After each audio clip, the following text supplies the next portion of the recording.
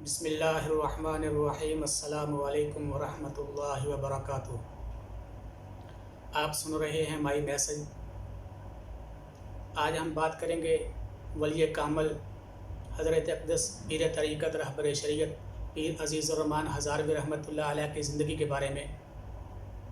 پیر عزیز الرحمن ہزاروی رحمۃ اللہ تعالی علیہ وفاق المدارس العربیہ پاکستان کی مرکزی مجلس شورا کے مرکزی مجلس عاملہ کے رکن تھے۔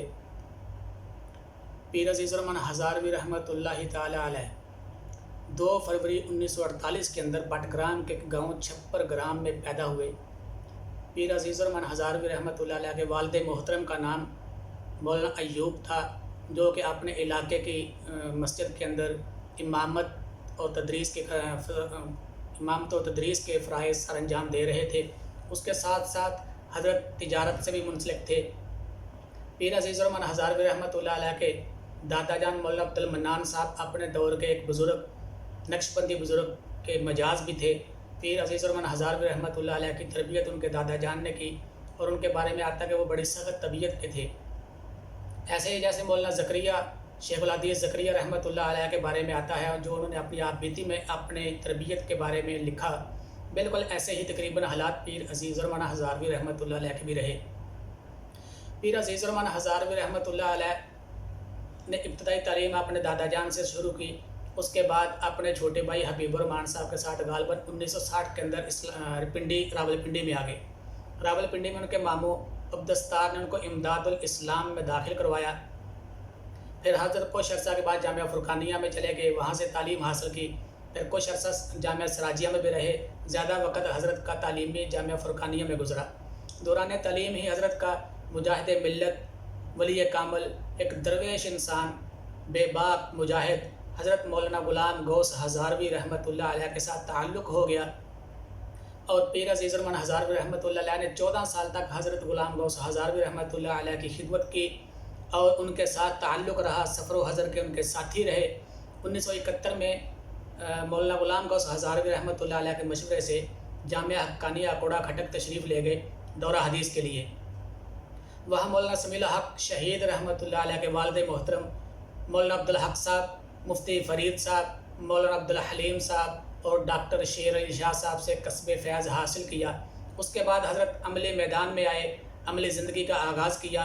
اسلام آباد میں ترنول کے علاقے کے اندر اپنے پیر و مرشد، اپنے بزرگ شیخ الحدیث حضرت مولانا محمد زکریا کاندھلوی رحمۃ اللہ علیہ، جو ہجرت کر کے مدینہ منورہ چلے گئے، اور ان کی کتاب فضائل اعمال شاید دنیا میں سب سے زیادہ پڑھی جانے والی کتابوں میں سے ایک کتاب ہے۔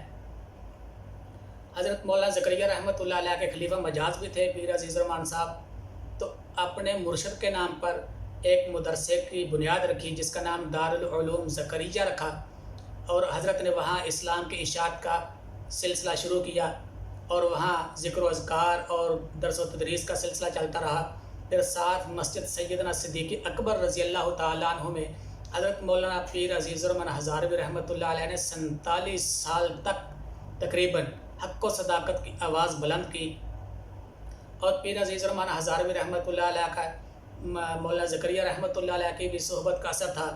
مولانا غلام غوث ہزاروی رحمۃ اللہ علیہ کی تربیت کا بھی اثر تھا کہ حضرت ہر فتنے کے خلاف میدان عمل میں موجود ہوتے، ہر فتنے کی روک تھام کے لیے میدان میں موجود ہوتے، ہر تحریک میں ان کا حصہ ہوتا، تحریک ختم نبوت میں، تحریک عظمت ناموس صحابہ میں حضرت کا خوب حصہ رہا، اور ہر تحریک والا، ہر تنظیم والا یہی سمجھتا کہ حضرت کی تمام ہمدردیاں، سرپرستیاں، شفقتیں ہمارے ہی لیے ہیں۔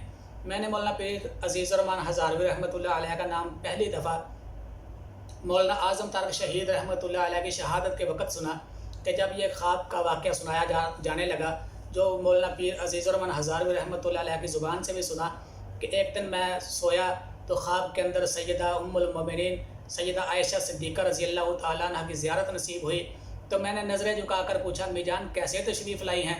تو فرمانے لگی کہ میں اپنے بیٹے اعظم طارق کو ملنے آئی ہوں، اور کہا کہ یہ خواب میں نے چناب نگر میں ختم نبوت کانفرنس کے موقع پر مولانا اعظم طارق صاحب کو بھی سنایا تھا۔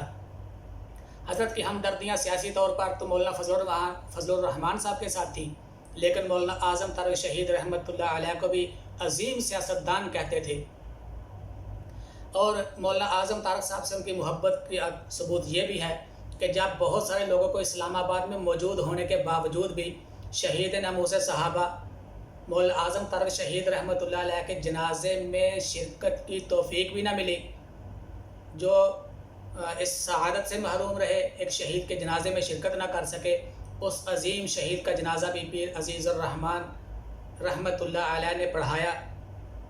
پیر عزیز الرحمن ہزاروی رحمۃ اللہ علیہ کی تمام اہل حق کے جتنے بھی لوگ تھے سب کے ساتھ ان کی سرپرستی موجود ہوتی تھی۔ پیر عزیز الرحمن ہزاروی رحمۃ اللہ علیہ نے جہاں تحریک ختم نبوت عظمت ناموس صحابہ میں حصہ لیا، وہاں مدارس اور مساجد کے دفاع کے لیے بھی کام کرنے والے تمام ان لوگوں کے سر پر دست شفقت رکھا جو اس کام میں پیش تھے۔ پیر عزیز الرحمن ہزاروی رحمۃ اللہ علیہ نے اپنے مرشد مولانا زکریا رحمۃ اللہ علیہ کے نام سے زکریا ٹرسٹ بھی بنایا۔ پاکستان میں سیلاب کے موقع پر، زلزلہ کے موقع پر اور موجودہ کرونا کے وبا میں حضرت نے عوام کی خدمت کا خوب کام کیا، لاکھوں لوگوں کے گھروں تک راشن بھی پہنچایا، اور حضرت تمام ملنے والوں کو اپنی مجلسوں میں درود پاک کی کثرت سے پڑھنے کی نصیحت کیا کرتے تھے، اور اکثر جیب میں درود تنجی نہ رکھتے تھے اور لوگوں میں اس کو تقسیم بھی کیا کرتے تھے۔ مولانا عزیز الرحمن ہزاروی رحمۃ اللہ علیہ ایک عظیم انسان تھے، اپنے دور کے وقت کے ولی تھے، ہر کسی کے ساتھ شفقت والا معاملہ ان کا خاصہ تھا۔ ہر کوئی یہی سمجھتا تھا کہ حضرت کی ساری محبتیں، شفقتیں، ہمدردیاں میرے ساتھ ہیں، بے شک اللہ والے ایسے ہی ہوتے ہیں۔ بالآخر مولانا عزیز الرحمن ہزاروی رحمۃ اللہ علیہ 23 جون کو بروز منگل الشفا ہاسپٹل میں داخل تھے، تو اپنے بیٹے عتیق سے کہا نماز کے بعد کہ مجھے مسواک دے، مسواک کی ذکر کیا اور ذکر کرتے ہوئے سو گئے اور اللہ کے حضور جا پہنچے۔ پیر عزیز الرحمن ہزاروی رحمۃ اللہ علیہ کی جو وصیت ملی اس میں یہ تھا کہ میرے ذمے کوئی قرض نماز نہیں، کوئی قضا نماز نہیں، اور میرے ذمے کسی کا قرض بھی نہیں۔ یہ ایسی وصیت ہم نے مولانا عبداللہ شہید رحمۃ اللہ علیہ لال مسجد والوں کے بارے میں سنی تھی کہ جب وہ شہید ہوئے تو ان کی بھی یہی وصیت تھی۔ ایسی ہی وصیت پیر عزیز الرحمن ہزاروی رحمۃ اللہ علیہ نے بھی کی، اور ساتھ ہی اپنی اولاد مولانا عتیق، مولانا ویس صاحب کو یہ بھی کہا کہ اپنے تمام دینی امور اور دوسرے امور پیر مختار الدین شاہ صاحب کی سرپرستی میں انجام دیتے رہنا۔ پیر مختار الدین شاہ صاحب بھی مولانا زکریا رحمۃ اللہ علیہ کے خلیفہ مجاز ہیں۔ مولانا عزیز الرحمن ہزاروی رحمۃ اللہ علیہ کا نماز جنازہ بھی پڑھانے کی سعادت انہی کو نصیب ہوئی، اور اتنا بڑا جم غفیر لاکھوں لوگوں کا مجمع اس چیز کا ثبوت تھا کہ پیر عزیز الرحمن ہزاروی دلوں کے حکمران تھے اور لوگوں کے دلوں میں ان کی محبت تھی۔ کرونا کی وبا کے باوجود لاکھوں لوگوں کا آنا ان کی مقبولیت کی دلیل تھی۔ اس مجمع میں ہزاروں علماء، شیوخ، حفاظ، محدثین، مفسرین موجود تھے، اور پیر عزیز الرحمن ہزاروی رحمۃ اللہ علیہ ایک ایسی شخصیت تھے کہ شاید ایسی ہی میتوں کے بارے میں کہا گیا کہ کچھ میتیں ایسی بھی ہوتی ہیں کہ جن کی وجہ سے نماز جنازہ میں شرکت کرنے والوں کی بھی اللہ پاک بخشش فرما دیتے ہیں۔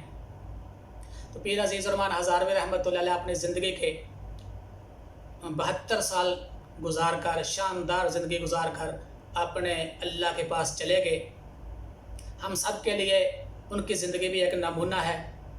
ان کے جانے کے بعد ان کی قبر سے خوشبو کا مہکنا، یہ بھی اللہ کے ہاں ان کی مقبولیت کی ایک دلیل ہے کہ اللہ پاک نے شاید درود پاک کی کثرت کی وجہ سے اپنے پیغمبر خاتم النبیین صلی اللہ علیہ وآلہ وسلم سے والہانہ محبت کی بدولت اللہ نے ان کی قبر سے خوشبو کو بھی جاری فرما دیا۔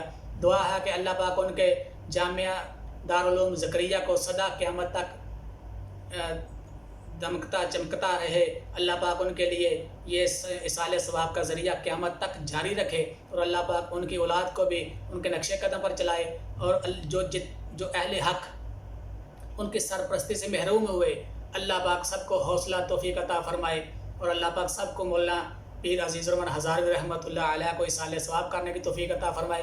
بے شک یہ ایسا موقع تھا کہ جس میں ہر کوئی تعزیت کا مستحق تھا، ہر کسی کو ایک دوسرے سے تعزیت کرنی ہے اور کرنی تھی۔ اللہ پاک پیر عزیز الرحمن ہزاروی رحمۃ اللہ علیہ کی تمام خدمات جلیلہ کو قبول فرمائے۔ السلام علیکم ورحمۃ اللہ وبرکاتہ۔